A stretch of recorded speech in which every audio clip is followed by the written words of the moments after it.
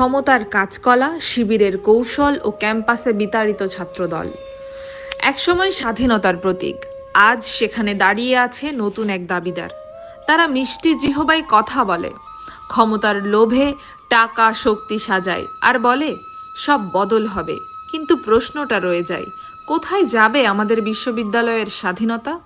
চলুন দেখে আসি কিভাবে শিবির ক্যাম্পাস রাজনীতিতে প্রবেশ করে, আর ছাত্রদলকেই বা কিভাবে নির্বাচনের ফাঁদে ফেলে বিতাড়ন করার কৌশল চালাচ্ছে, এবং তারেক জিয়ার অর্থ ক্ষমতার লোভ তার দলকে কোথায় দাঁড় করায়। ওদের কৌশল: ১. শিবির স্বতন্ত্র কৌশলে ক্যাডার মোতায়েন করে। ২. নির্বাচনে ভোট প্রচারণায় ফাঁদ পাতে। ৩.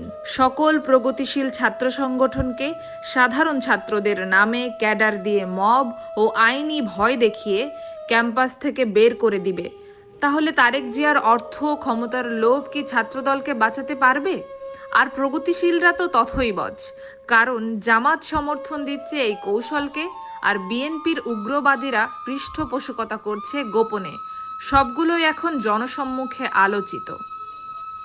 খুব সম্প্রতি ঘটা করে ঢাকঢোল পিটিয়ে ডাকসু ও জাকসু নির্বাচন হয়ে গেল।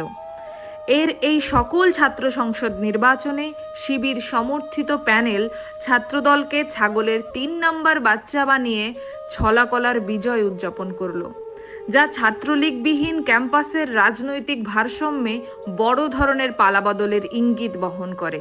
কারণ আজ এটা প্রমাণিত, এই উগ্রবাদীদের দমাতে ছাত্রলীগের বিকল্প নেই।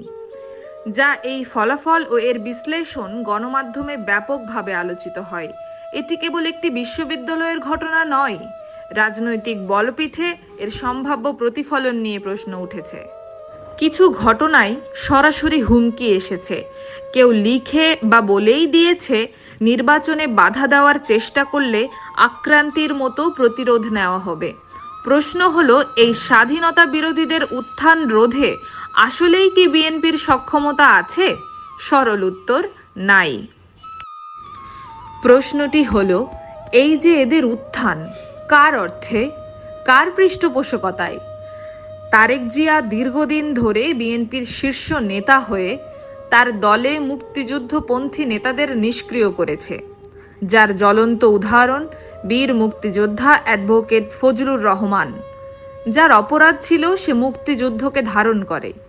এই জামাত শিবিরের কালো অতীত নিয়ে কথা বলে, ফলে জামাতি অর্থ পেয়ে তারেক জিয়া ফজলুর রহমানকে করল বহিষ্কার। বিএনপি তারেক জিয়ার